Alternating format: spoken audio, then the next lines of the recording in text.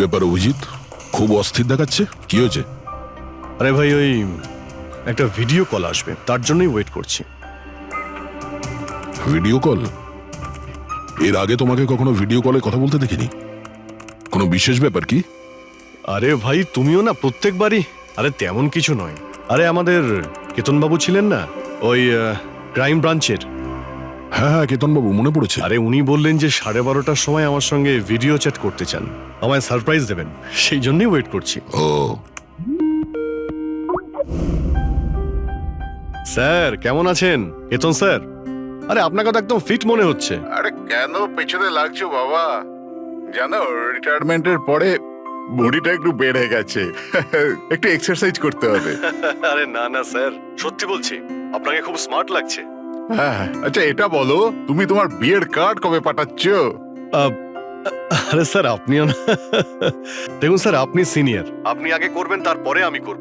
আমি লাইন ভেঙে আগে কি করে যাব স্যার? হ্যাঁ, আরে ভাই, নতুন বাড়ি কিনেছি, ব্যাস ওরে বাড়ির মালকিনও চলে আসবে, না হলে এই বয়সে আর কে মেয়ে দেবে বলো? আরে স্যার, আশা নিয়েই আমরা সবাই বেঁচে আছি। কোথায় বাড়ি কিনেছেন আপনি? ফার্ম হাউস নিয়েছি ওয়াসিতে। হ্যাঁ, চলে এসো রোববার, একসাথে লাঞ্চ করব। অবশ্যই স্যার, অবশ্যই যাব। এখন তোমাকে আমি এই ঘরটা দেখাচ্ছি, দেখো ঘরটা কেমন দেখতে। এই যে দেখো,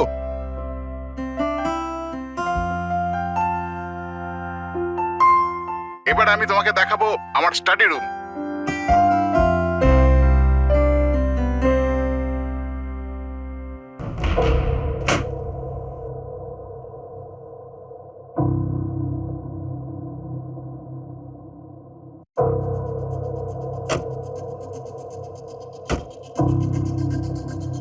অভিজিৎ, এবার দেখো, দেখাচ্ছি তোমাকে দারুণ জিনিস, ফার্স্ট ক্লাস।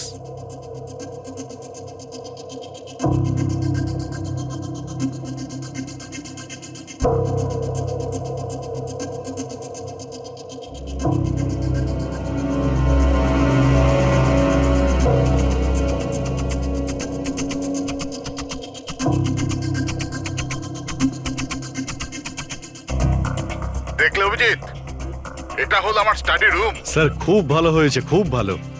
স্যার, রুমটা একটু খালি খালি লাগছে, যখন ফার্নিচার এসে যাবে রুমটা কিন্তু দারুণ লাগবে স্যার। স্যার কি হলো?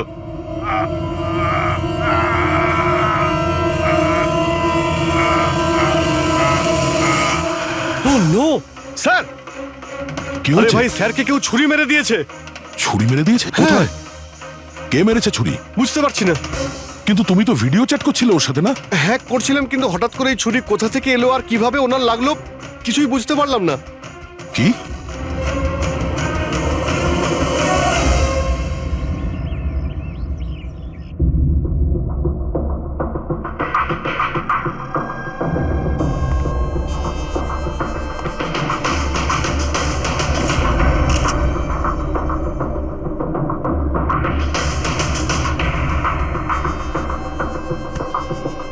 তুমি ঠিক আছো?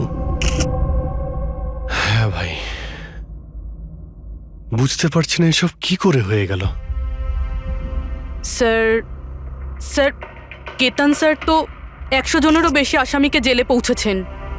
হতে পারে ওদের মধ্যেই কোনো একজন আসামি এই সব করেছে। হ্যাঁ, কিন্তু কিভাবে, কখন? কেতন স্যার আমার সঙ্গে কথা বলছিলেন, এইখানে বসেছিলেন, ওনার পিছনে কেউ ছিল না। তাহলে হঠাৎই ছুরিটা কে মারলো আর কিভাবে মারলো?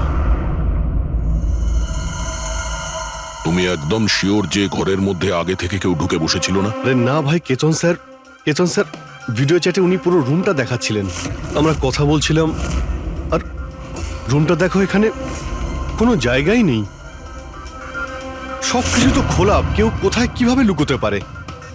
তুমি বলেছো যে তোমার সামনেই কেতনবাবু দরজা খুলে ভেতরে এসেছেন। হ্যাঁ, উনি এই দরজাটা খুললেন, ভিতরে ঢুকলেন, আর উনি দরজাটা বন্ধও করেছিলেন। তাহলে তো পরিষ্কার ব্যাপার, খুনি এই ঘরের মধ্যে আগে থেকেই ছিল, পরে আসেনি। আর সেটাই তো ভাই আমি দেখতে পেলাম না কেন? আরে আমার কথা ছাড়ো, ইনি কেন দেখতে পেলেন না? স্যার, এই রুমটাতে আসার আর কোনো রাস্তা নেই, এই দরজাটা ছাড়া। জানলা টানলা কিছুই নেই। পুরবি, এই রুমটা আবার ভালো করে চেক করো। কোনো না কোনো গুপ্তগত হতেই হবে এই রুমের। স্যার স্যার আমি 3বার চেক করেছি, প্রত্যেকটা জায়গা, প্রত্যেকটা কোণা, সবকিছুই। সত্যি এই রুমে আসার আর কোনো রাস্তা নেই। কোনো না কোনো গুপ্ত রাস্তা তো হবেই এই রুমের। কিছু গন্ডগোল আছে এখানে, না হলে এটা সম্ভব নয় যে অভিজিৎ ওই খুনিকে দেখতে পায়নি। এই কেতনবাবু এখানে একাই থাকতেন না? হ্যাঁ, একাই থাকতেন। এখানে কেয়ারটেকার থাকতো। তাহলে এটা জানতে হবে যে কে কে ওনার সঙ্গে দেখা করতে আসতো, আর কে কে জানতো কেতনবাবুর এই নতুন বাড়ির ব্যাপারে। ইয়া, পঙ্কজ স্যার। এই কেয়ারটেকারকে ডেকেছো তুমি? হ্যাঁ স্যার, কথা হয়েছে, আসছে। ফ্রেডি, প্রত্যেকটা ফিঙ্গারপ্রিন্ট নেবে, একটাও যেন বাদ না যায়। হ্যাঁ স্যার, প্রতিটা কোণের ফিঙ্গারপ্রিন্টস তুলে আনবো স্যার। স্যার, আমি তো দুদিনের ছুটিতে গেছিলাম। আমি কি করে জানবো যে এরকম এত বড় একটা ঘটনা ঘটে যাবে? তুমি ছাড়া এখানে আর কে কে আসতো? কেতন স্যার আর কার্পেন্টার, কতজন কার্পেন্টার ছিল? 3টে। আর কতদিন ধরে কাজ করছিল? প্রায় 1 মাস ধরে। 1 মাস ধরে? তার মানে ঘরের কোনা কোনা ওরা জানতো। এই কার্পেন্টার কেতনবাবু কোথা থেকে এনেছিলেন? ওনার পরিচিত ছিল নাকি কেউ পাঠিয়েছিল? না স্যার, ওরা কেতন স্যারের জানাশোনা লোক ছিল, কারণ ওরা কেতন স্যারের আগের বাড়িতেও কার্পেন্টারের কাজ করেছে। তুমি শিওর যে আর কেউ আসেনি? না স্যার। হ্যাঁ, মনে পড়েছে স্যার, 2জন অচেনা লোক এসেছিল। একজন কোনো এক ইন্টারনেট কোম্পানি থেকে এসেছিল, আর দ্বিতীয়জন ওয়াটার পাইপলাইন চেক করতে এসেছিল। ওরা পুরো বাড়ি ঘুরে দেখেছিল। স্যার এর জন্য আমাকে বকেছিলেন। কেন বকেছিলেন? কেননা আমি ওদের ভেতরে আসতে দিয়েছিলাম। স্যারের ওই 2জনের প্রথম থেকে আসার কোনো খবর ছিল না। আর স্যার ইন্টারনেট কানেকশনের জন্য কাউকে কিছুই বলেনি। আর এটা কবেকার ঘটনা? এটাই 2-3 সপ্তাহ আগের কথা। ও, মনে হচ্ছে এই দুজনেই কোনো গন্ডগোল করেছে। আচ্ছা, 5 বছর আগে তোমরা যখন এই কেসটা সলভ করেছিলে, তখন কেতনবাবু ছাড়া এই টিমে আর কে কে ছিল? আমি, পুরবী, কেতন স্যার আর মহেন।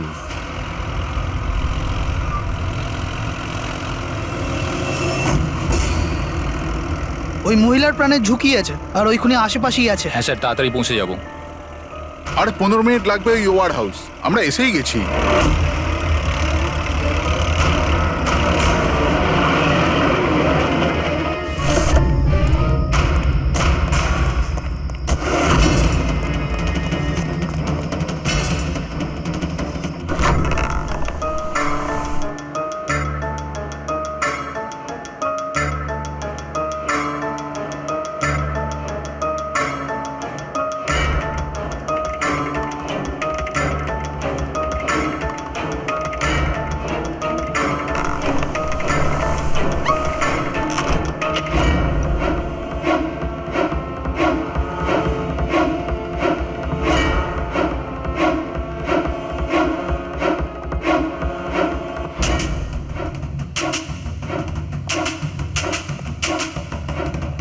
স্যার, এখানে তো কোনো মহিলাকে দেখতে পাচ্ছি না, আর ওই অপরাধীও নেই। ওটা কোনো মিথ্যে কল ছিল না তো? কোনো কারণ তো হবেই যে কেউ আমাদের ফোন করে এখানে ডাকলো, আর সেই কারণ এই আশেপাশেই আছে।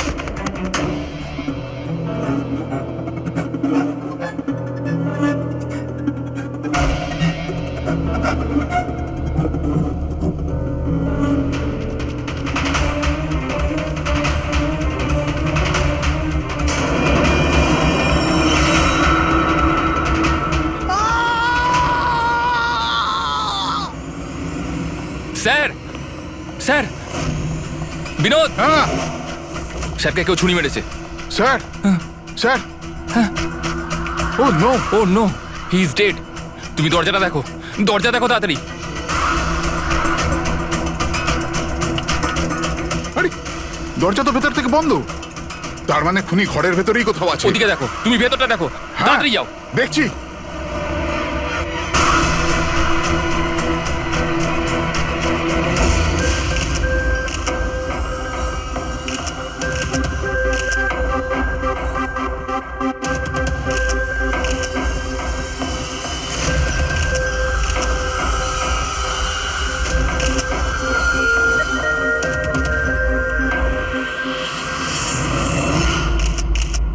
তাহলে এখানে কেউ ছিল না? হ্যাঁ, স্যার সত্যি বলছি, এখানে মেহেন স্যার আর আমাদের ছাড়া আর কেউ ছিল না। বুঝতেই পারছি না যে খুনটা করলো কি। আচ্ছা আপনারা এখানে এসেছিলেন কেন? স্যার একজন মহিলা ফোন করেছিলেন যে ওনার প্রাণ বিপদে আছে, ওনাকে বাঁচাতেই আমরা এখানে এসেছিলাম। কিন্তু এখানে তো কোনো মহিলা ছিলই না, আর ফোনটাও একটা প্রাইভেট নম্বর থেকে করা হয়েছিল। আচ্ছা, এগুলো একটা ষড়যন্ত্র, প্ল্যান করে করা ষড়যন্ত্র। স্যার, এই যে এখানকার ওয়াচম্যান স্যার। তুমি গোডাউন কটায় বন্ধ করেছিলে? স্যার রাত 10টার সময়। সেই সময় এখানে কেউ ছিল? না স্যার, ভালো করে চেক করেছিলাম, কেউ ছিল না। আপনারা এই রুমের দরজাটা খোলা রাখেননি তো ভেতরে আসার পরে? না, ভেতরে ঢুকতেই আমরা সবার আগে দরজাটা ভেতর থেকে বন্ধ করে দিয়েছিলাম। স্যার খুন হওয়ার পরেও আমরা দরজা চেক করেছিলাম, ভেতর থেকে বন্ধই ছিল। খুনি আগে থেকেই ভিতরে ছিল, কেতন স্যারের বাড়ির মতো। একটাই দরজা যেটা বন্ধ ছিল, আর কোনো জানালা নেই। তাহলে খুনি গেল কোথায়? স্যার আবারও একজন এমন অফিসারের খুন হয়েছে যাকে আমরা চিনি। আমার মনে হচ্ছে খুনিকে আমি চিনি। অভিজিৎ, তুমি কি করে খুনিকে চিনবে? তুমি তো দেখোইনি খুনিকে বার। বুঝে গেছি স্যার, আপনি কার দিকে ইঙ্গিত করছেন।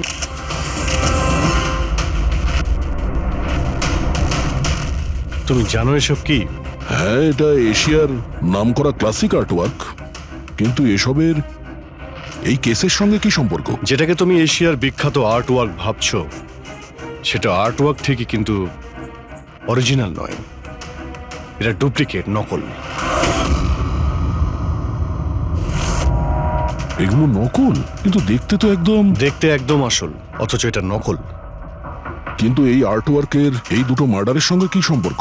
এটা 5 বছর আগের কথা দয়া। তোমার এটা মনে আছে, তুমি আর এসিপি স্যার ডেপুটেশনের জন্য দিল্লি গিয়েছিলে? সেই সময় কিছুদিনের জন্য আমি আর পুরবী একটা কেসে ক্রাইম ব্রাঞ্চের হয়ে কাজ করেছিলাম। হ্যাঁ হ্যাঁ হ্যাঁ, কিছু কিছু মনে পড়ছে। এটা সেই কেস না যাতে কেউ নকল আর্টওয়ার্ক বানিয়ে সেটাকে বেশি দামে বেচার চেষ্টা করছিল? কারেক্ট। এই আর্টওয়ার্ক সেই বানিয়েছে, মিখেল। ওর নাম মিখেল।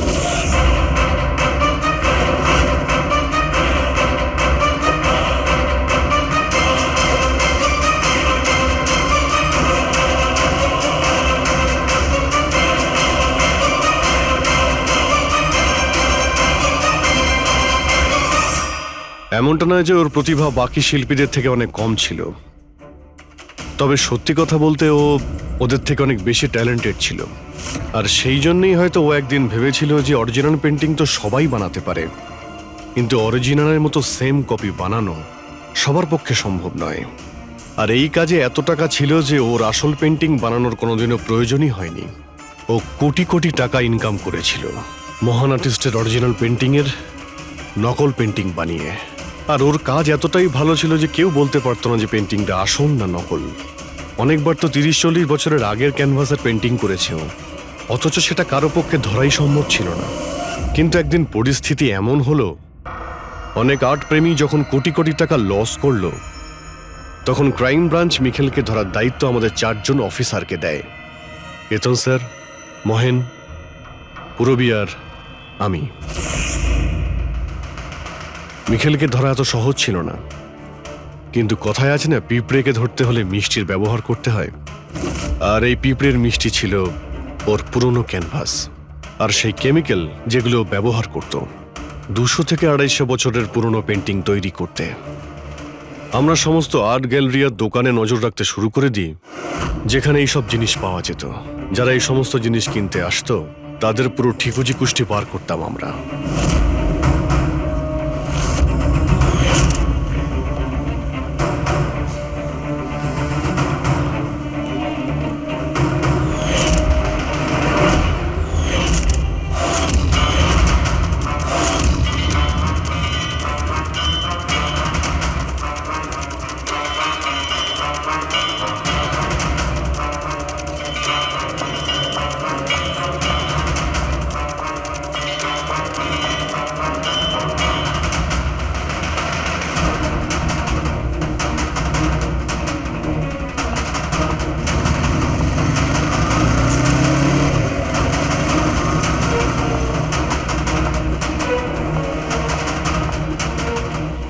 এই যতগুলো ছবি পাঠাচ্ছি প্রত্যেকের ডিটেলস আমার লাগবে।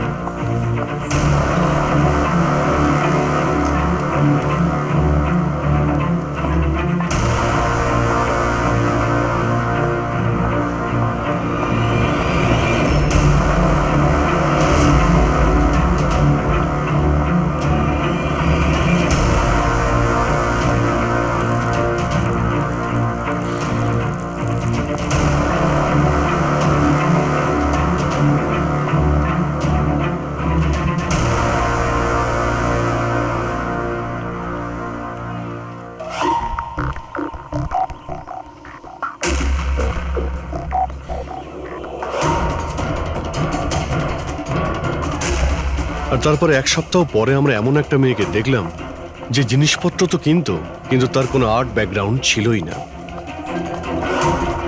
নিশ্চয়ই কোনো গন্ডগোল আছে স্যার। এই মেয়েটা ব্যাংকে কাজ করে, এর এই জিনিসগুলো কেন প্রয়োজন পড়ে, তাও আবার প্রত্যেক দ্বিতীয় দিন? হ্যাঁ স্যার, এই মেয়েটার প্রবলেম তো আছে মনে হচ্ছে।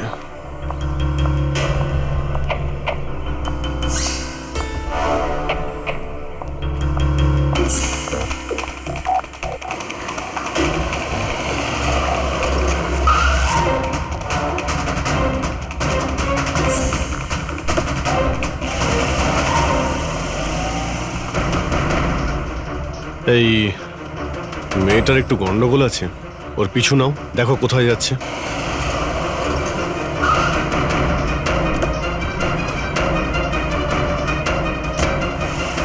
স্যার আমি ওকে 3 দিন ধরে ফলো করেছি, কিন্তু কিছু জানতে পারিনি। কারণ ও এই সমস্ত জিনিস নিয়ে ওর বাড়ি চলে যেত, কিন্তু 4র্থ দিন ও অন্য কোথাও গেল।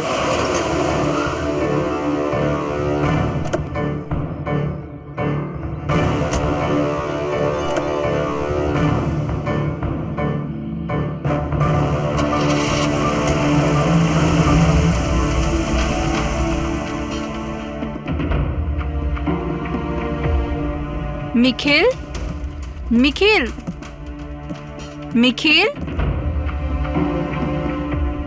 নিখিলও না, এখনো লাঞ্চটাও করেনি।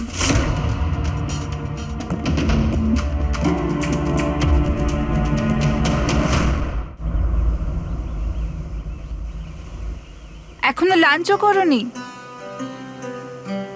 এত কি কাজে ব্যস্ত থাকো যে খাওয়ার টাইম থাকে না? তোমায় দেখলেই তো আমার পেট ভরে যায়। জানো, বেবিকে মাখন লাগানোর না, এটা অনেক পুরনো আইডিয়া। মাখন নয়, সত্যি বলছি, তোমার মতো ভালোবাসতে পারে এমন জীবনসাথী কোথায় পাবো আমি, যে আমার জন্য নিজেকেও বিপদে ফেলতে পারে। আমি তো তোমার জন্য নিজের জীবনটাও দিতে। খবরদার, এরকম কথা যদি আরেকবার তুমি বলেছ, যদি তোমার কিছু হয়ে যায় না, আমি এই দুনিয়াটাকে আগুন লাগিয়ে দেবো। এত ভালোবাসো আমায়? নিজের থেকেও বেশি। যদি আমি কিছু চাই, তুমি আমায় দেবে? আমি জানি তুমি আমার থেকে কি চাইবে, যে আমি কেন সবকিছু ছেড়ে দিচ্ছি না। জানোই যখন তাহলে তুমি কেন ছেড়ে দাও না?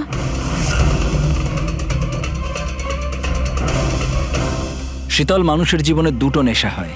আমার ভালোবাসার নেশা তুমি পূরণ করো, আর আমার দ্বিতীয় নেশা শিল্পীর, যেটা আমার কাজটাকে পূর্ণ করে। এই দুটোর মধ্যে একটাও যদি আমার থেকে দূরে যায় না, তাহলে আমি অসম্পূর্ণ থেকে যাব। আর আমি চাই যে ইতিহাস আমায় সব থেকে ভালো স্বামী আর সব থেকে ভালো আর্ট চোর হিসেবে মনে ব্যাস রাখে। মিখেল, অনেক ইতিহাস লিখেছ, বাকি জীবনটা জেলেই কাটিও।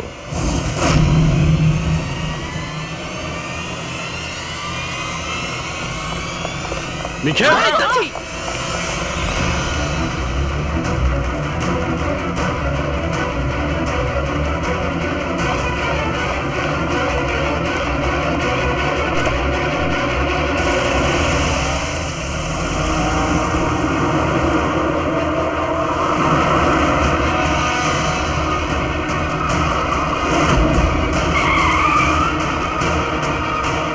প্লিজ আমার কথা শোনো, জেদ করো না। নিজেকে আইনের হাতে তুলে দাও প্লিজ। না, আমি করব না।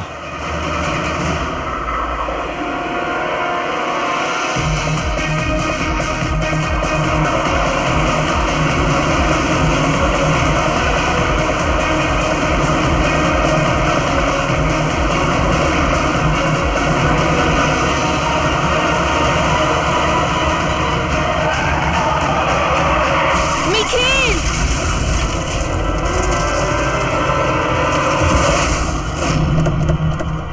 শীতল, মিখেল দাঁড়া, বলছি, দাঁড়া, শীতল! দাঁড়া। শীতল, চোখ খোলো, শীতল!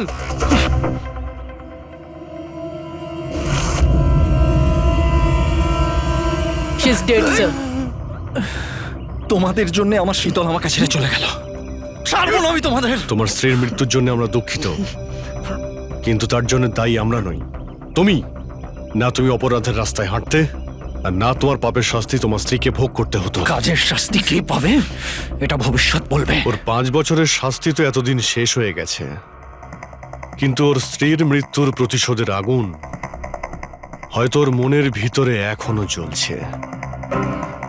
মানে কেতনবাবু আর মেহেনের পরে ওর টার্গেট এখন পুরবিয়া তোমার ওপর। কারেক্ট। কিন্তু স্যার, ও এসব করছেটা কি করে? কারণ নজরে পড়ছে না কেন? এবার এই রহস্যের পর্দা তো মিখেলই তুলতে পারবে। ও তোমার আর আমার কোনো ক্ষতি করার আগে মিখেলকে আমাদের ধরতেই হবে। স্যার, স্যার কেতন বাবুর বাড়ি থেকে যে ফিঙ্গারপ্রিন্টস গুলো পেয়েছিলাম, হ্যাঁ, ওটা কারোর সঙ্গে ম্যাচ হয়েছে? স্যার ওই ওয়াটার পাইপলাইনে যে কাজ করে সে নির্দোষ হলেও যে লোকটা ইন্টারনেটের কাজ করে সে খুব গোলমেলে। এই ইন্টারনেটের লোকটা কে? Sir Ramen sir.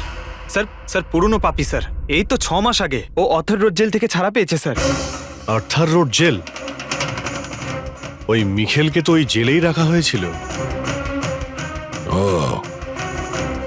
তার মানে ওই জেলেই এই অপরাধের প্ল্যানিংটা করা হয়েছিল, মিখেল আর ওই রমন জোব মিলে নিয়ে। তুই নিশ্চয়ই আবার জেলে যেতে চাইবি না? না স্যার, আমি দ্বিতীয়বার জেলে পাঠাবেন না স্যার। যদি আজ আমি মিখেলকে না পাই তাহলে তোকে এখানেই পুঁতে দেবো। না স্যার, মিখেল আমার সাথে এখানেই দেখা করতো, এখানেই দেখা করতো। আমি সেখানেই নিয়ে যাচ্ছি আপনাদের। আমার মিখেলকে চাই, ব্যাস। হ্যাঁ স্যার, ওখানেই নিয়ে যাচ্ছি আপনাদের।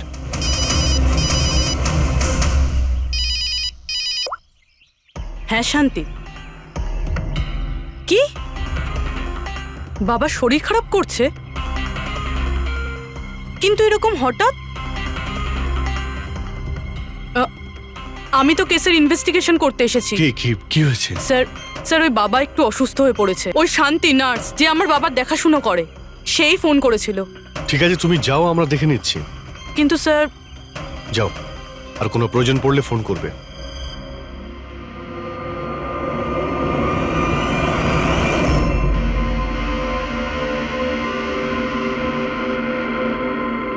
কি হলো স্যার? ফ্রেডি, আমি এটা ভাবছি যে আমাদের এই সিআইডির কেরিয়ারে আমরা অনেকেই ক্লোজ রুম মার্ডার সমাধান করেছি, কিন্তু তাদের মধ্যে একটা কেসও এরকম ছিল না। হ্যাঁ স্যার, এর আগেও এরকম ঘর বন্ধ থাকার কেস এসেছিল। কোথাও না কোথাও তো গোপন রাস্তা খুঁজে পাওয়াই যেত খুনির আসার এবং যাওয়ার জন্য। হ্যাঁ, হয়তো রুমের মধ্যে কোনো গুপ্ত পথ থাকে, না হলে রুমের মধ্যে কোনো রাস্তা বানানো হয় খুন করার জন্য। কিন্তু এখানে না তো কোনো গুপ্ত রাস্তা আছে, না রুমের মধ্যে কোনো গন্ডগোল করা হয়েছে, না। আর এই খুনি এমন যাকে দেখাই যাচ্ছে না। স্যার, আমার তো ভেবেই কিরকম মাথাটা ঘোরা শুরু হয়ে গেছে। খুনিকে দেখা যাচ্ছে না কেন? অনেক বছর আগে আমি একটা সিনেমা দেখেছিলাম যেখানে হিরো একটা গ্যাজেট লাগিয়ে অদৃশ্য হয়ে যেত, কিন্তু ওটা তো সিনেমা ছিল না স্যার। হ্যাঁ, ওটা তো সিনেমা ছিল, কিন্তু এটা তো বাস্তব জীবন। স্যার, কি ভাবছেন আপনি? এটাই ভাবছি, এর মধ্যে কোন জিনিসটা আমি বুঝতে পারছি না।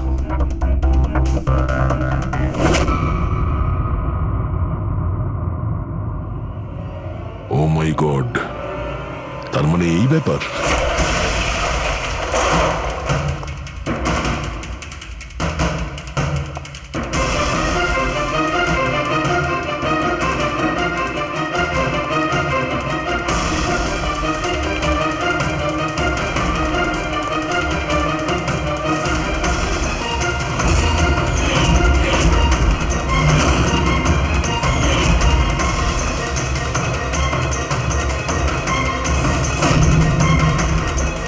অনেকদিন ধরেই আমাদের চারজনকে ফলো করছিল, আর তুই ওকে হেল্প করছিলি এই সমস্ত কাজে। হ্যাঁ স্যার।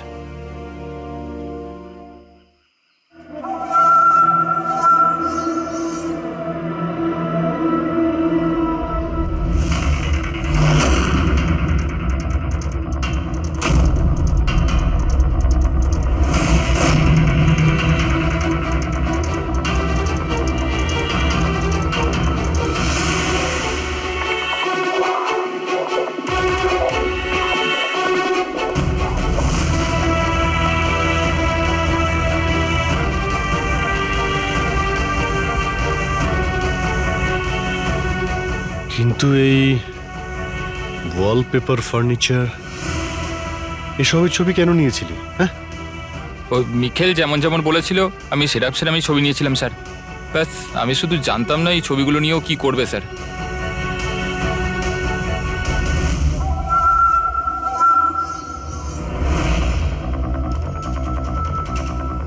তাহলে কি এই ছবির মধ্যেই লুকিয়ে রয়েছে খুনের রহস্য?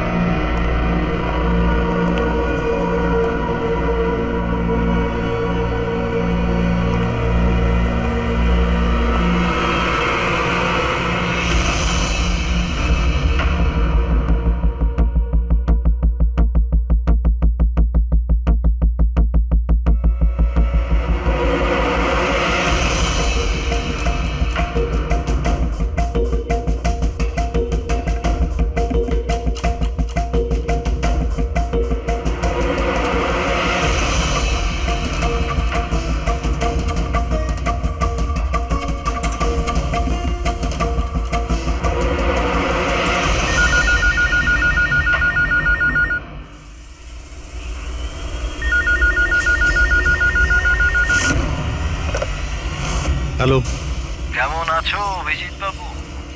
মিখেল, ব্যাপার, এতদিন পরেও তুমি আমার গলার আওয়াজ ভুলোনি। এমনিতে আমি জানতাম যে তুমি আমার বাড়ি পর্যন্ত নিশ্চয়ই পৌঁছবে। ইন্টেলিজেন্ট তুমি, কিন্তু সরি, তোমাকে স্বাগত জানাতে আমি বাড়িতে ছিলাম না। তোকে স্বাগত তো জানাবে সিআইডি, যখন আমরা তোকে আরেকবার ধরে জেলে নিয়ে যাব। জেল তো আমি তখন যাব না যখন তোমাদের নজরে আমি আসব। তার আগে এই ধাঁধাটা তো সমাধান করো যে আমি তোমাদের এমনিতে নজরে কেন আসছি না। কি হলো, কি ভাবনায় পড়ে গেলে? হ্যাঁ, আমি জানি তুমি ইন্টেলিজেন্ট, কিন্তু এতটাও ইন্টেলিজেন্ট নও যে এই কেসটাকে সমাধান করো। কেসটা তো তোমার আর পুরবীর মৃত্যু দিয়েই শেষ হবে। মিখেল, রাগ নয় অভিজিৎ বাবু, রাগ করে কেন নিজের বিপি বাড়াচ্ছ? চলো একটা ছোট্ট তোমায় হিন্ট দিয়ে দিই। আমায় তুমি সেখানেই দেখতে পাবে যেখানে এই গল্পের শুরু হয়েছিল, যেখানে শীতলকে তুমি আমার থেকে ছিনিয়ে নিয়েছিলে। পুরবি মারা যাওয়ার আগে তো নিশ্চয়ই পৌঁছতে পারবে। মিখেল, মিখেল, হ্যালো পঙ্কজ, তুমি এক্ষুনি পুরবীকে ফোন করো, ওকে বলো বাড়িতে থাকতে, বাইরে বের না হতে। ও কি হলো স্যার? আচ্ছা, আমি যেটা ভাবছি সেটা যদি ঠিক হয় তাহলে জানা যাবে যে খুনি এগুলো কিভাবে করলো।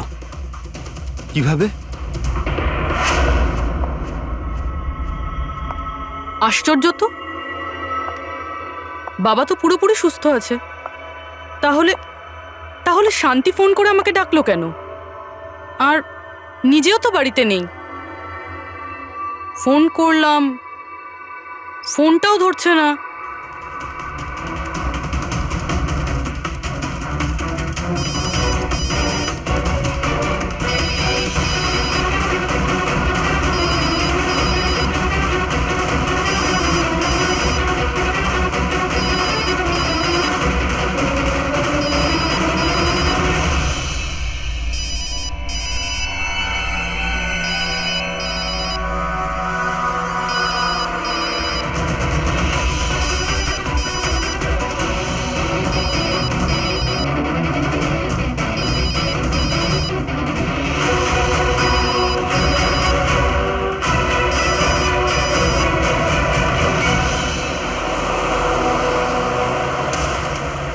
স্যার এই পুরবি তো ফোনই তুলছে না। কি ফোন তুলছে না? কোনো প্রবলেম নেই তো? স্যার মিখেল ওর কাছে পৌঁছে যায়নি তো? হতে পারে ওই যে ফোনটা এসেছিল ওর বাড়ি থেকে ওর বাবার শরীর খারাপের ব্যাপারে, হতে পারে ফোনটা মিখেলই করেছিল। স্যার পুরবির কিছু হবে না তো? আশা করছি আমরা সময় মতো পৌঁছে যাব। যদি পুরবীর কিছু হয় তাহলে না,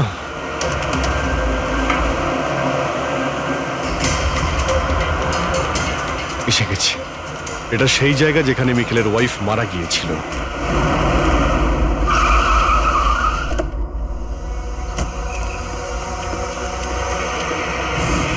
পুরবী!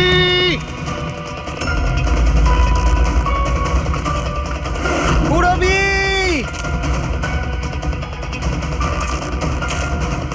পুরবী! পুরবি! ওই দিকটা দেখো। পুরবি! পুরবি!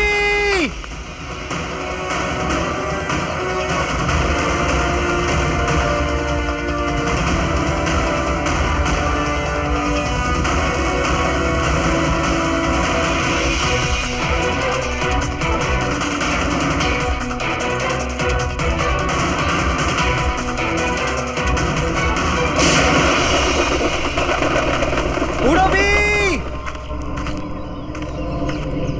পুরবি!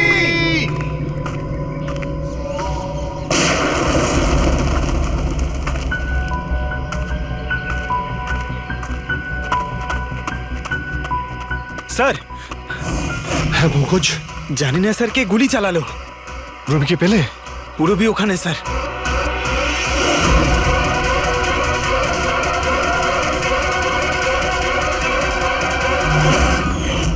ও নো! পঙ্কজ, অ্যালার্ট থাকবে। আমাকে কভার করো, আমি যাচ্ছি পুরবীর কাছে।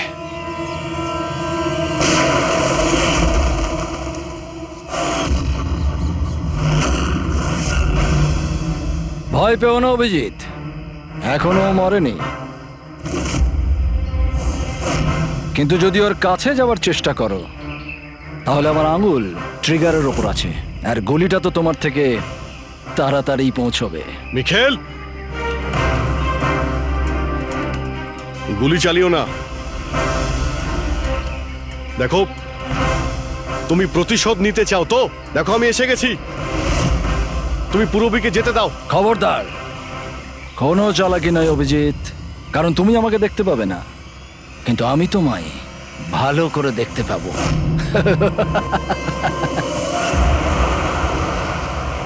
অভিজিৎ, আমার কথা মন দিয়ে শোনো, তুমি একদম রিয়াক্ট করবে না। তুমি এই মিখেলকে দেখতে পাবে না।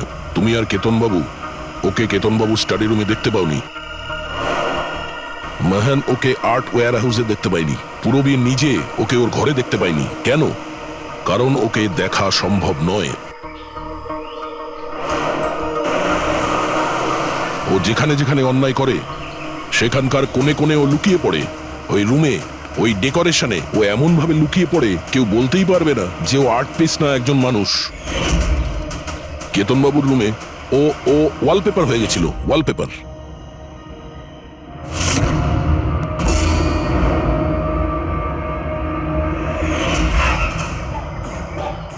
আর মেহানের ওই ওয়্যার হাউসে ও ও পোর্ট্রেট হয়ে গেছিল।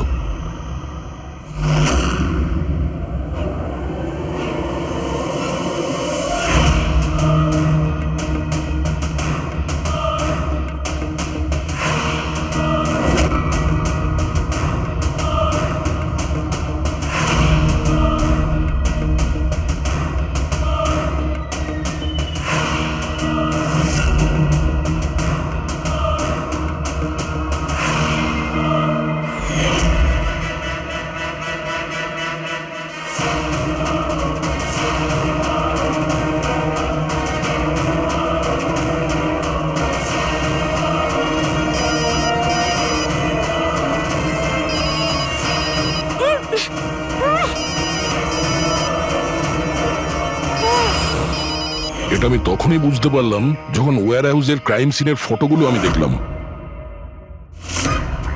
তখনই আমার নজর ওই পোর্ট্রেটের আঙুলের উপর গেছিল।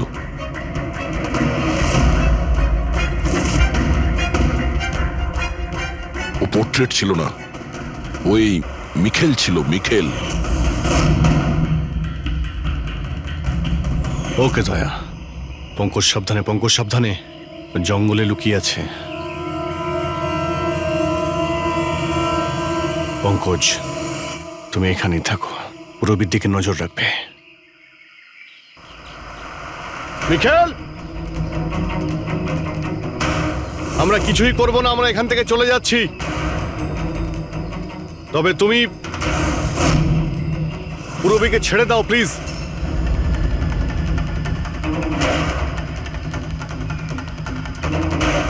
দেখো, এসব করে আর কোনো লাভ নেই। আমি এখানে এসে গেছি, তুমি তুমি বলো কোথায় যেতে হবে, আমি চলে যাচ্ছি। বাস, আগে এগোবে না অভিজিৎ, আমার সাথে গেম খেলা বন্ধ করো। ঠিক আছে, ঠিক আছে, গুলি চালিয়ে কোনো লাভ নেই, আমরা এখান থেকে চলে যাচ্ছি। কিন্তু তুমি তুমি কি চাও মিখেল? যা কিছু হয়েছিল সেটা সেটা তো হয়ে গেছে, কিন্তু এসব করে তুমি কি পাবে? হ্যাঁ,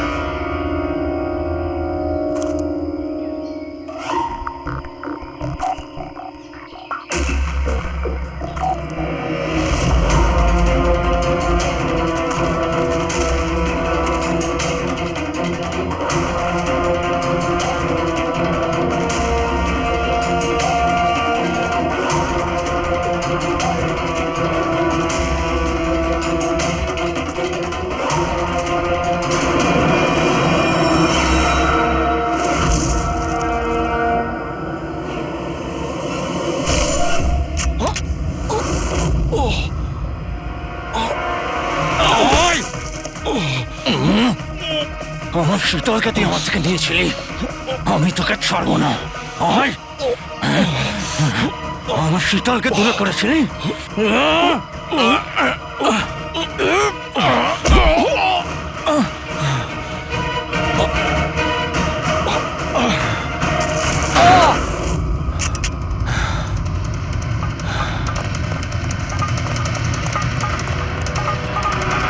রবি তুমি ঠিক আছো তো?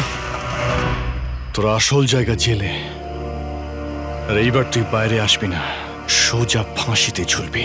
আমার বউয়ের জ্বলন্ত চিতা দেখে আমি শপথ নিয়েছিলাম যে যতক্ষণ না তোমাদের চারজনকে আমি শ্মশানে পাঠাবো, না বেঁচে থাকবো না মরবো। দুজন তো গেল, এখন তোমরা দুজন বেঁচে। তোমাদের আইনকে বলো যেন শক্ত থেকে শক্ত জেল বানায়, কারণ এবার কোনো জেলই তোমাকে আমার থেকে বাঁচাতে পারবে না। ঠিক আছে, চলো নিয়ে যাও একে। চল চল।